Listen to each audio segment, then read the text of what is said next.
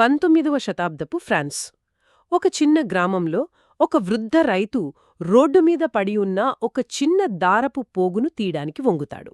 చాలా మామూలు సంఘటన. అవును, చాలా మామూలు సంఘటన కదూ. కాని ఈ చిన్న అకారణమైన సంఘటనే ఆ వ్యక్తి జీవితాన్ని నాశనం చేసి చివరికి అతని ప్రాణాలను తీస్తుంది. ఇదే గై డి మోపాసా రాసిన ప్రఖ్యాత కథ ఒక దారపు పోగు. ఈరోజు మనం ఈ కథలోకి లోతుగా వెళ్దాం. అవును, ఇది పైకి చాలా సాధారణంగా కనిపించే కథ.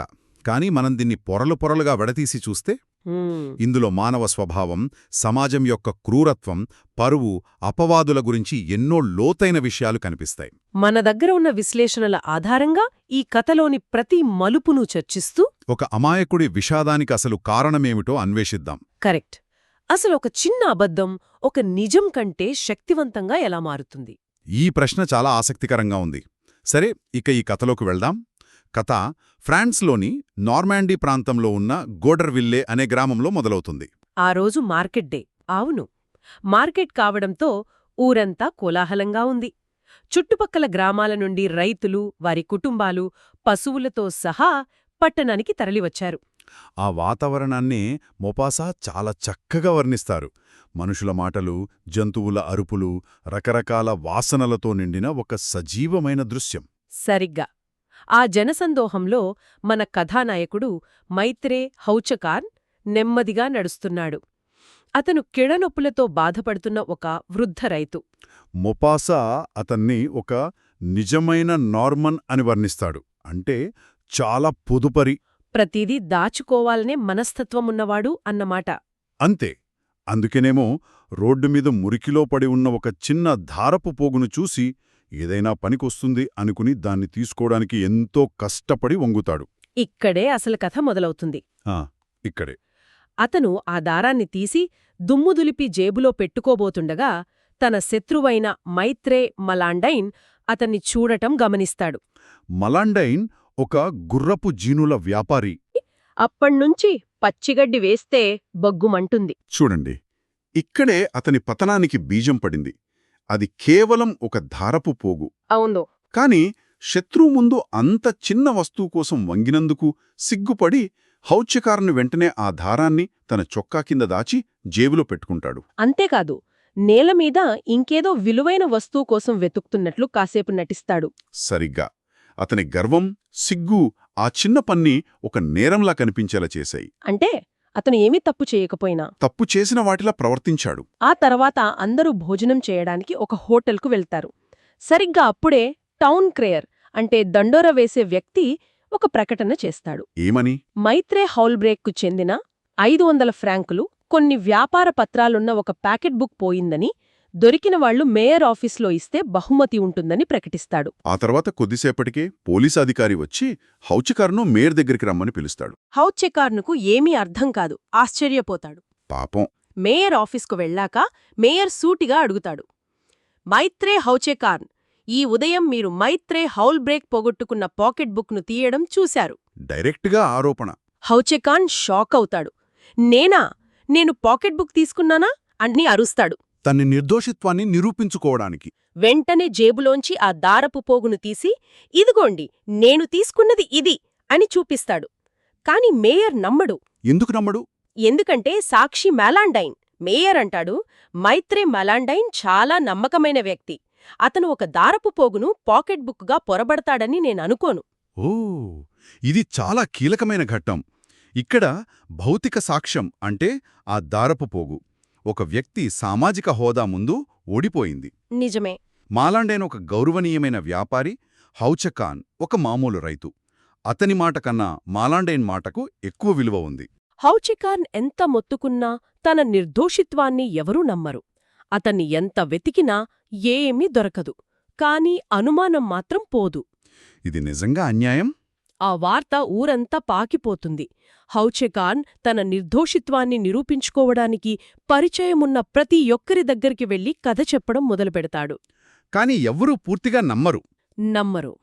మరుసటి రోజు మధ్యాహ్నం ఒక ఆశ పుడుతుంది. మారియస్ పౌమెల్ అనే ఒక రైతు కూలీ ఆ పాకెట్ బుక్ను కనుగొని అతనికి చదవడం రాకపోవడంతో తన యజమానికిస్తాడు. అవును. ఆ యజమాని దాన్ని మేయర్కి అప్పగిస్తాడు. హమ్మయ్యా, హౌచకార్నికో ప్రాణం లేచొచ్చినట్టు అవుతుంది. నా నిర్దోషిత్వం నిరూపించబడింది అని ఆనందంతో ఊరంతా తిరుగుతూ అందరికీ చెప్పడం మొదలుపెడతాడు.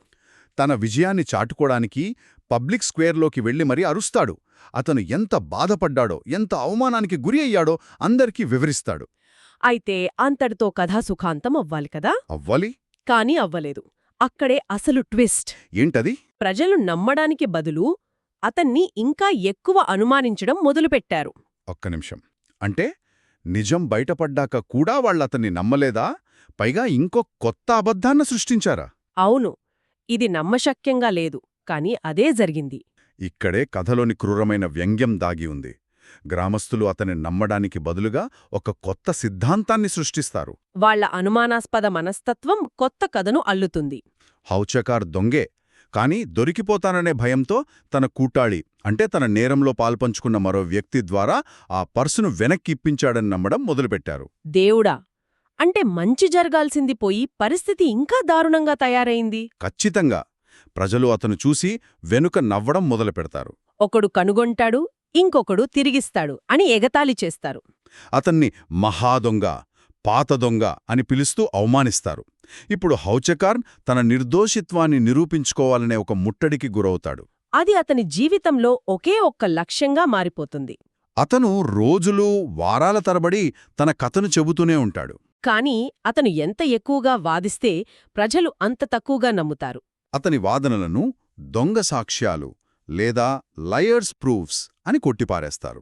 అతని మాటలు సంక్లిష్టంగా మారేకొద్దీ అతని కథ మరింత నమ్మశక్యంగా లేకుండా పోతుంది. ఈ అన్యాయం, అవమానం అతన్ని మానసికంగా, శారీరకంగా తినేయడం మొదలుపెడతాయి. ఒకప్పుడు తన తెలివితేటల గురించి గర్వపడిన వ్యక్తి ఇప్పుడు గ్రామస్తులకు ఒక హాస్యవస్తువుగా మారతాడు. అతని ఆరోగ్యం పూర్తిగా క్షీణిస్తుంది. చివరకు డిసెంబర్ చివరిలో మంచం పట్టి జనవరిలో చనిపోతాడు. అతని చివరి మాటలు కూడా తన నిర్దోషిత్వాన్ని నిరూపించుకునే ప్రయత్నమే. వైద్యుడి చుట్టూ ఉన్నప్పుడు అతను మతిస్థిమితం కోల్పోయిన స్థితిలో కూడా ఒక చిన్న దారపు పోగు, ఇదిగో ఇక్కడుంది మేయర్ గారు అని గొనుగుతూనే ఉంటాడు. ఎంతటి విషాదం! ఒక చిన్న పుకారు ఒక మనిషిని ఎలా బలి తీసుకుంటుందో చెప్పడానికి ఇదొక శక్తివంతమైన ఉదాహరణ. కథ విన్నాక మనకొక ప్రశ్న వస్తుంది. హౌచకార్ను చంపింది ఎవరు? అతని శత్రువు మాలాండైనా, అతడిని నమ్మని మేరా, లేక ఇంకెవరైనానా? అసలు ఈ విషాదానికి ఎవరు బాధ్యులు? పాత్రలను చూస్తే మనకు సమాధానం దొరుకుతుందేమో. ముందుగా హౌచకార్ గురించి మాట్లాడుకుందాం. అతను పూర్తిగా అమాయకుడైన బాధితుడేనా? ఇది చాలా మంచి ప్రశ్న. హౌచకార్ బాధితుడే, కాని అతను సంపూర్ణంగా అమాయకుడు కాదు. అంటే అతనిలోనే కొన్ని లోపాలున్నాయి. అతను నిజమైన నార్మన్ అని చెప్పినట్లుగా అతను పొదుపరే కాదు, కొంచెం పిసినారి కూడా. అంతేకాదు, అతనికి తన మోసపూరిత పద్ధతులపై, తెలివిపై ఒక రకమైన గర్వం కూడా ఉంది. అంటే తన గురించి తనకున్న అభిప్రాయమే ఇతరులు తన గురించి తప్పుగా అనుకోవడానికి కారణమైందంటారా? ఇది చాలా సంక్లిష్టంగా ఉంది. సరిగ్గా అదే పాయింట్. ఆ గర్వమే అతన్ని ముంచింది. ఎందుకంటే అతను ఆ నేరం చెయ్యకపోయినా నేను ఇలాంటి పని చేయగలను అనే సామర్థ్యం తనకుందని లోపల అతనికి తెలుసు. ఒకవేళ నిజంగా పాకెట్ బుక్ దొరికితే దాన్ని తిరిగి ఇచ్చేవాడో లేదో కూడా సందేహమే. బహుశా ఆ అపరాధ భావన, ఆ సిగ్గు అతని ప్రవర్తనలో బయటపడిందేమో. అందుకే ప్రజలు అతన్ని అంత సులభంగా అనుమానించారు. ఇక ప్రతినాయకుడుగా కనిపించే మాలాండైన్ విషయానికొస్తే అతనిది కేవలం పాత కక్ష సాధింపా? లేక నిజంగానే పొరబడ్డా? అది కథలో స్పష్టంగా చెప్పలేదు. బహుశా అతను నిజంగానే హౌచకార్ నేల నుండి ఏదో నల్లటి వస్తువు తీయడం చూసి అది పాకెట్ బుక్ అని పొరబడి ఉండవచ్చు. కాని అతని మనసులో ఉన్న పాత కక్ష ఆ పొరపాటును నిజమని నమ్మేలా చేసి దాన్ని మేయర్కి చెప్పేలా ప్రేరేపించి ఉండవచ్చు. అంటే ఉద్దేశపూర్వకంగా అబద్ధం చెప్పాడో లేదో మనకు తెలియదు. కాని అతని చర్య వెనుక ద్వేషముందని మాత్రం స్పష్టం. కాని అసలు విలన్ మాలాండైన్ ఒక్కడే కాదు అనిపిస్తుంది. అస్సలు కాదు. ఈ కథలో అసలైన ప్రతినాయకుడు ఒక వ్యక్తి కాదు, మొత్తం సమాజం. ఆ గ్రామస్తులు. అవును. ఆ గ్రామస్తుల అనుమానాస్పద స్వభావం, గుంపు మనస్తత్వం మరియు పుకారులను గుడ్డిగా నమ్మే ప్రవృత్తి హౌచకార్ను పతనానికి అసలు కారణం. మోపాసాకు నార్మన్ రైతులపై అలాంటి అభిప్రాయం ఉండేదా? ఉండేది. మోపాసా స్వయంగా నార్మండీ ప్రాంతం వాడు. అతనికి అక్కడి రైతుల స్వభావం మీద, వారి పిసినారితనం, అనుమానం, ఇతరుల కష్టాలను చూసి ఆనందించే లక్షణాలపై విమర్శనాత్మక దృక్పథం ఉండేది. అంటే వాళ్లకు నిజం కంటే ఒక మంచి కథ కావాలి, ఒక నాటకం కావాలి. హౌచకార్ నిర్దోషి అనే బోరింగ్ నిజం కంటే అతను ఒక మహాదొంగ అనే రసవత్తరమైన కథ వాళ్లకు ఎక్కువ వినోదాన్నిచ్చింది. ఈ కథలో నన్ను ఎక్కువగా ఆలోచింపజేసిన విషయం ఒకటుంది. హౌచకార్ నిజం చెప్పినా ఎవ్వరూ నమ్మలేదు. అంటే కొన్నిసార్లు నిజం కన్నా ఒక మనిషి మీదున్న అభిప్రాయమే శక్తివంతమైనదా? ఖచ్చితంగా. ఇదే ఈ కథలోని ప్రధాన ఇతివృత్తాలలో ఒకటి.